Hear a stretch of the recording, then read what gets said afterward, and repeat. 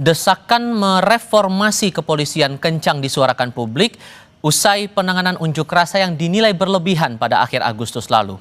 Presiden Prabowo Subianto merespons dengan akan membentuk komisi reformasi kepolisian. Namun sejauh mana langkah ini bisa memperbaiki Polri menjadi lebih baik? Kami akan diskusikan ini bersama dengan para narasumber bergabung lewat sambungan dalam jaringan. Laude M. Syarif, mantan Wakil Ketua KPK yang juga tokoh Gerakan Nurani Bangsa. Kemudian juga bergabung Yusuf Warshim, anggota Komisi Kepolisian Nasional. Dan hadir pula bersama kami Ketua Perhimpunan Bantuan Hukum dan Hak Asasi Manusia, Julius Ibrani. Selamat malam semuanya, dengan Tifal di sini, apa kabar? Selamat malam, Tifal. Terima kasih. Terima kasih semuanya sudah bergabung dalam diskusi kali ini. Kami menantikan juga Pak Laude Muhammad Syarif untuk segera bergabung dalam diskusi kami kali ini. Pak Yusuf, begini, kalau melihat semangat dari teman-teman Gerakan Nurani Bangsa kemarin datang bertemu dengan Presiden dan meminta ada lembaga khusus atau tim khusus reformasi kepolisian, ada kesan kan ini mencoba untuk dalam tanda kutip menandingi posisi Kompolnas yang salah satu poinnya kalau dalam Perpres 17/2011 juga punya peran untuk pengawasan fungsional terhadap kinerja Polri untuk menjamin profesionalisme dan kemandirian Polri. Teman-teman Kompolnas melihat itu juga atau ada pandangan lain? Ya, terima kasih Mas Tiba. Ya, tentu apa yang disampaikan oleh para tokoh-tokoh bangsa ke Bapak Presiden tentu itu satu aspirasi yang itu ya perlu kita hormati, dan Presiden menyambut baik respon terhadap apa yang disampaikan aspirasinya. Yang kedua, kami sejauh ini terus memantau, mencermati terkait dengan wacana reformasi itu sendiri. Sebenarnya ya reformasi itu terus berlangsung gitu. Kalau kita sebut ya Polri itu yang pada saat ini kan sebenarnya produk reformasi 1998 yang itu diawali oleh adanya pemisahan TNI Polri, yang kemudian ada amandemen Undang-Undang Dasar 1945, ada di pasal 30 disebutkan di situ apa yang menjadi tugas dan kedudukan Polri sebagai alat negara, terus melakukan pembentukan Undang-Undang Nomor 2 Tahun 2002 tentang Kepolisian Negara Republik Indonesia, yang disitulah dibentuk Kompolnas, dan Kompolnas sendiri juga merupakan produk reformasi. Nah, tentu reformasi ini terus berjalan, kita cermati di kepolisian, reformasi ada reformasi struktural, ada reformasi instrumental. Yang saya sendiri sudah pernah juga menulis bahwa reformasi yang harus terus diakselerasi adalah reformasi kultur. Itu yang tentu reformasi terus berlangsung. Begitu juga apa yang telah disampaikan kepada Bapak Presiden, yaitu tentu bagian daripada reformasi yang terus berlangsung itu, yang itu tentu ada hal-hal yang baru barangkali tentu akan didiskusikan lebih lanjut. Oke, dan kita juga sudah bergabung saat ini dengan Pak Laude Muhammad Syarif. Pak Laude dengan Tifal di sini, Pak. Apa kabar, Pak? Baik, Pak. Baik. Oke, terima kasih sudah bergabung. Boleh ceritakan kepada kami saat teman-teman dari Gerakan Nurani Bangsa ini menyampaikan usulan untuk pembentukan tim reformasi kepolisian, respon Presiden persisnya kayak gimana waktu itu? Ya, sebenarnya itu masuk di dalam catatan yang disampaikan oleh GNB kepada Presiden. Tapi ketika beliau membaca itu, beliau langsung memberi jawaban bahwa wah, ini sudah dipikirkan. Walaupun saya tidak bertemu Bapak, ini sudah dipikirkan dan ini akan segera dilaksanakan. Bahkan beliau bilang, bahkan Kepresnya ini tinggal saya tekan seperti itu. Jadi maksudnya ternyata memang ada upaya untuk itu, dan oleh karena itu kita berterima kasih untuk itu, sangat menghargai. Namun demikian kita belum tahu apa isi dari Kepres itu, mode reformasi seperti apa yang akan dilaksanakan oleh pemerintah. Kami belum tahu. Oke, tapi apakah dari teman-teman yang mengusulkan ini nggak merasa bakal tumpang tindih kalau tim ini jadi dibentuk dengan Komisi Kepolisian Nasional yang secara tugas fungsinya pun juga sama begitu? Kalau kita lihat dari Perpres 17/2011 yang pengawasan fungsional terhadap kinerja Polri, menjamin profesionalisme dan kemandirian Polri itu. Beda banget sih menurut saya dengan Kompolnas. Kompolnas itu kan sebagai pengawas ya. sebagai pengawas dari kerja-kerja untuk kepolisian. Tetapi terus terang, ya sebagai orang yang suka bantu internal polisi dari sekitar berapa tahun ya, sekitar 20 tahun lebih. Terus terang 10 tahun terakhir ini tuh reformasi internal Polri itu tidak jalan sama sekali. Seperti contoh ya, pada saat saya belum ke KPK itu saya masih ingat tahun 2015 kita launch apa namanya itu Police Governance Index. Jadi tentang indeks tata kelola kepolisian. Di situ kita tentukan itu. Kita tentukan semuanya mana yang sudah memenuhi dari Lantas, Polda-Polda dan seterusnya. Terakhir itu yang kita ingin ukur itu adalah sebenarnya reskrim. Tapi akhirnya polisi nggak pernah mau diukur itu yang reskrim itu seperti itu. Akhirnya Pak Tito pindah ke mana? Pindah ke menjadi menteri di bawah Pak Sigit itu ya habis itu penilaiannya itu nggak ada lagi. Oke. Yang berikutnya lagi, saya pikir ini yang penting itu sebenarnya. Apa itu? Mabes Polri itu kan dia sudah punya, karena saya ikut bantu dari dulu, dia sudah punya blueprint untuk reformasi internal Polri, termasuk strukturalnya. Misalnya itu sudah jelas itu.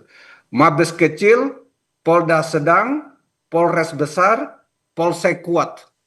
Itu blueprint Polri. Tapi apa yang terjadi? Mabes makin membesar, Polda makin membesar, Polsek ini nggak pernah diperhatikan. Seperti itu. Jadi Oke. reformasi struktural itu juga tidak berjalan, bahkan memperluas kewenangan kemana-mana, termasuk Oke. kali Kalau menurut Bung Julius nih melihat perspektif ini dengan ide untuk membentuk tim reformasi kepolisian, sementara kita juga punya Kompolnas agar tidak tumpang tindih, ini gimana membaca peran nantinya seharusnya dengan adanya tim itu kalau jadi dibentuk oleh Presiden? Bung Julius. Ya, gini, Tifal. Kita dudukkan dulu perspektif yang paling fundamental ya, supaya kita tuh nggak jadi orang yang kagetan gitu ya. Polri ini institusi yang diberikan mandat dari konstitusi, pasal 30. Kaitannya dengan pertahanan dan keamanan ada di situ. Dengan 3 matra fungsi, yang pertama adalah Gakumdu, penegakan hukum terpadu, ketertiban umum dan juga pelayanan masyarakat. Itu. Artinya Polri ini setara dengan kebutuhan sehari-hari masyarakat. Gitu. Nah, sehingga tadi saya katakan usulan-usulan reformasi Polri tidaklah boleh berbasis 1-2 peristiwa, kemudian eventual tertentu, tetapi dia harus berkesinambungan dan kata kunci yang paling penting adalah dia terstruktur. Dinamikanya terstruktur, maka perbaikannya, evaluasinya harus terstruktur. Saya catat betul usulan-usulan reformasi Polri dari berbagai macam pihak itu muncul ketika ada peristiwa. Tetapi ketika peristiwanya sudah mulai reda, maka orang-orang ini hilang. Gitu. Itu yang pertama. Yang kedua adalah kami melihat berbagai macam fungsi Kompolnas dan juga kelompok-kelompok akademisi dan yang lain. Yang menjadi persoalan ini belum terakomodasi secara holistik dan komprehensif. Yang kami harapkan adalah karena Polri bicara kebutuhan sehari-hari, maka reformasinya adalah kegiatan sehari-hari. Jangan ada di kepala kita reformasinya tuh seperti reformasi 66, reformasi 98, sekali selesai kedip sudah bubar. Tidak. Okay. Nah, dari situ maka yang harus kita pikirkan kata kuncinya satu. Partisipasi publik dalam setiap kerangka perbaikan dan evaluasi Polri. Supaya tidak kemudian bombastis lalu ekspektasinya terlalu berlebih, bahkan menjadi tidak relevan dengan apa yang terjadi. Nah, ini kata kuncinya. Kami berharap itu bisa digagas Kompolnas, bisa digagas Propam, bisa digagas Komisi 3 dan yang lain. Dan jangan pernah berbasis 1-2 peristiwa lalu selesai karena hanya mengikuti hingar-bingar. Dan sejauh ini Pak Yusuf, kalau Anda membacanya, terutama dari suara-suara publik belakangan ini terhadap institusi Polri, hal esensial apa yang rasanya perlu dan penting untuk direformasi dari institusi ini? Ya tadi saya sudah sampaikan bahwa reformasi Polri itu tidak akan pernah berhenti, terus. Tadi sudah disampaikan oleh Pak Laude terkait dengan apa yang dimaksud di dalam reformasi internal, Salah satunya kami sendiri juga sudah mengingatkan dan menjadikan usulan arah kebijakan Polri kaitannya dengan kelembagaan yang kita tetap usulkan penguatan pada piramida terbalik. Di atas itu kecil tapi di bawah melebar. Salah satunya adalah kita memperkuat bagaimana polsek-polsek itu menjadi pelayan multi service. Nah, jadi polsek itu menjadi satu pelayanan yang multi service. Ya, multi service tentu kaitannya dengan keamanan dan ketertiban masyarakat, perlindungan, pengayoman, dan termasuk itu yang paling utama adalah tarikannya dengan penegakan hukum. Nah, jadi tarikannya itu yang di bawah itulah itu kita sudah memberikan itu sebagian dari substansi reformasi yang terus kita usulkan. Begitu juga yang disampaikan oleh Mas Julius, artinya dia harus komprehensif, tidak bisa kasuistis, parsial gitu. Bahwa reformasi itu untuk Polri harus terus kita kawal. Nah, perhatian saya sendiri yang itu sudah pernah menulis juga reformasi kultur. Dalam tren 10 tahun terakhir, kalau kita hitung dari 2014, Polri itu tidak pernah luput dari sorotan yang namanya perilaku. Oleh karena itu, ketika nanti memang apabila jadi, ya kita akan dibentuk oleh Bapak Presiden, tim yang dimaksud reformasi Polri itu ya kami sebenarnya akan mengkonsolidasikan kembali apa yang telah pernah kami usulkan menjadi arah kebijakan kepada Bapak Presiden. Dalam hal reformasi kultur, kami telah menyampaikan satu usulan penguatan pengawasan. Pengawasan internal, pengawasan eksternal, ya apakah Kompolnas direkonstruksi menjadi lembaga pengawas di bidang kode etik atau pengawasan kinerja yang lebih spesifik pada penegakan hukum sehingga bisa bersinergi dengan Komisi Yudisial, dengan Komisi Kejaksaan, apakah seperti itu. Tapi intinya kami pernah mengusulkan satu arah kebijakan kepada Bapak Presiden, penguatan pengawasan, sehingga kalau ini kita sebut masih reformasi, ya reformasi pengawasan Polri. Oke, termasuk reformasi kultur ini soal masih ada polisi yang tidak menerima laporan atau aduan masyarakat dengan berbagai alasan. Itu juga termasuk ya Pak ya, masuk dalam kultur itu tadi? Yes, ya kultur yang kita harus terus kawal. Perubahannya adalah kultur yang melindungi. Nah tentu ini semakin meminimalisir kekerasan, represif unlawful, kultur yang melayani, tidak memunculkan tagar percuma lapor polisi karena dianggap Polri tidak melayani. Kan itu yang harus terus kita lakukan, akselerasi agar terjadi perubahan kultur yang sangat signifikan. Dan ini tentu dalam perspektif kami sebagai pengawas diperlukan penguatan pengawasan terhadap perubahan kultur itu. Oke, apakah juga masalah kultur ini jadi hal esensial juga di mata GNB, makanya kemudian usul tim reformasi kepolisian itu jadi bagian, dan ekspektasi teman-teman GNB ini untuk anggota tim itu kalau jadi akan dibentuk oleh Presiden, pihak-pihak mana saja yang harusnya terlibat di situ? Kita akan jawab nanti usai jeda berikut ini. Kami segera kembali. Silakan.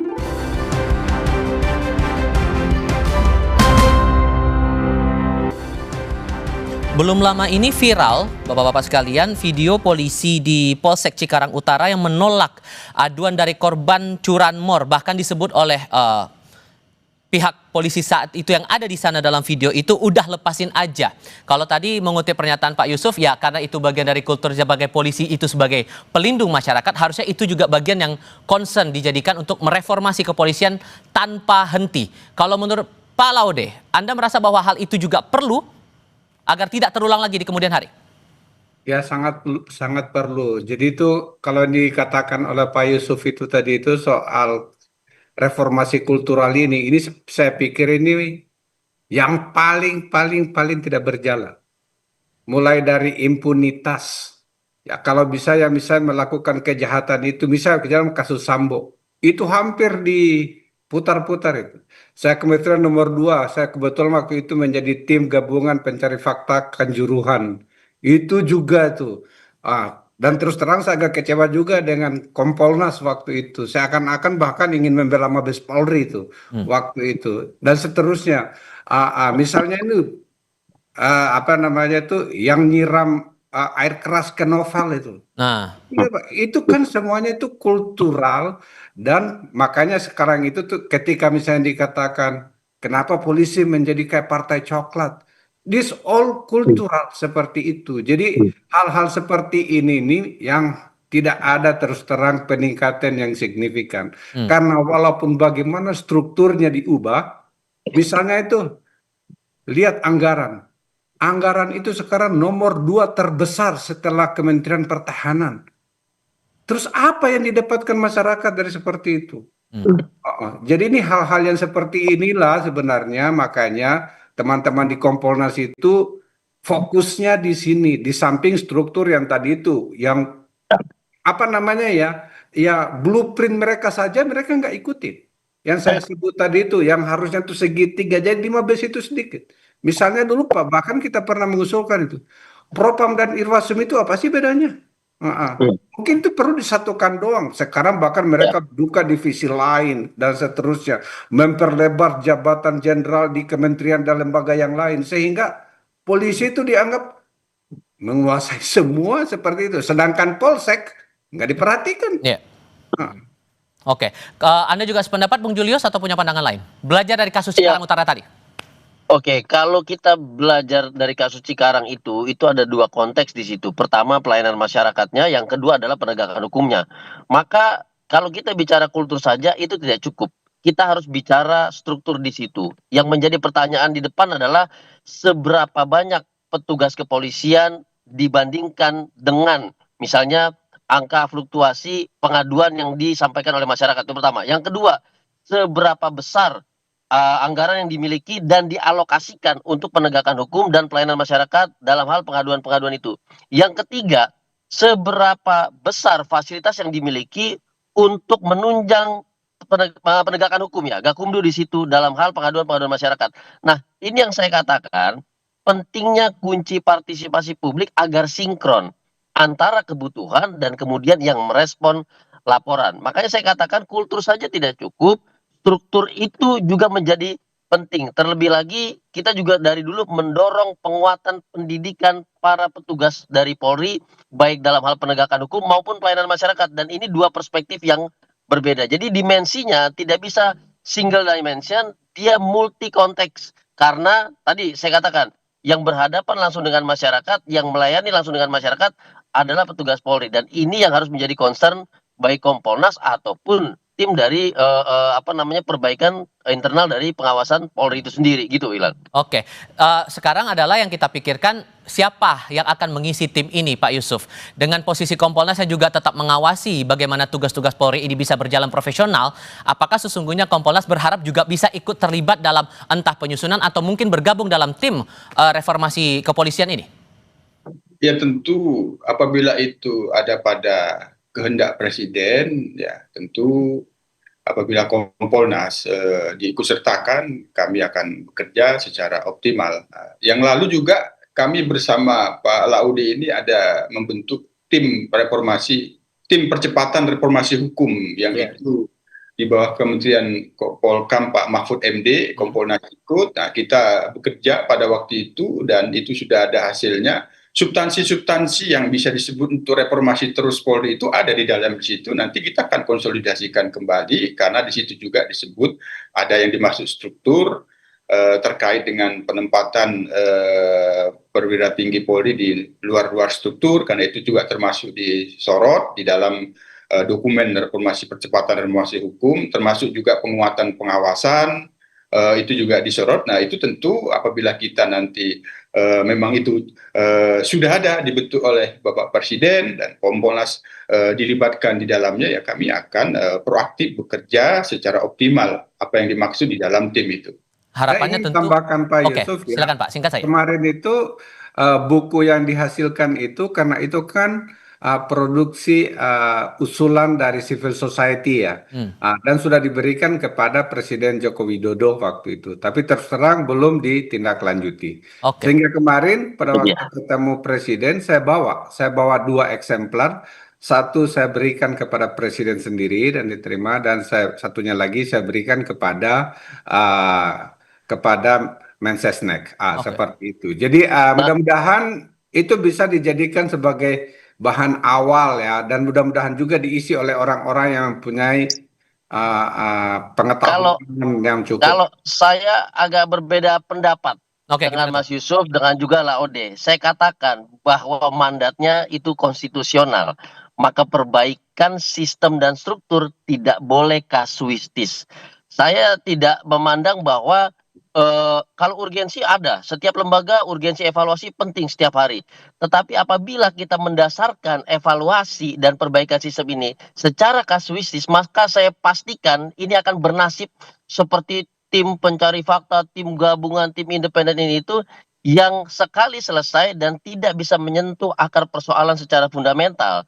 Dan akibatnya perbaikan itu tidak akan menyentuh sistem dan struktur. Dan dengan demikian saya akan pastikan akan terjadi keberulangan dari kesalahan-kesalahan sebelumnya. Makanya harus terinstitusionalisasikan, harus berjangka panjang dan blueprint sudah ada. Jadi bentuklah kebijakan, bukan tim-tim yang sifatnya kasuistis begitu. Sehingga ujungnya adalah keseriusan dari pemerintah. Kalau betul kemudian ingin membentuk tim ini, maka keseriusan membentuk timnya, siapa orang-orangnya dan tugas-tugasnya kalau memang betul mau memperbaiki akar dari masalah dari institusi Polri ini. Bapak-bapak sekalian, terima kasih banyak sudah mau bergabung dalam diskusi kami kali ini. Saya selalu semuanya. Selamat malam. Terima kasih, Mas Julius. Terima kasih.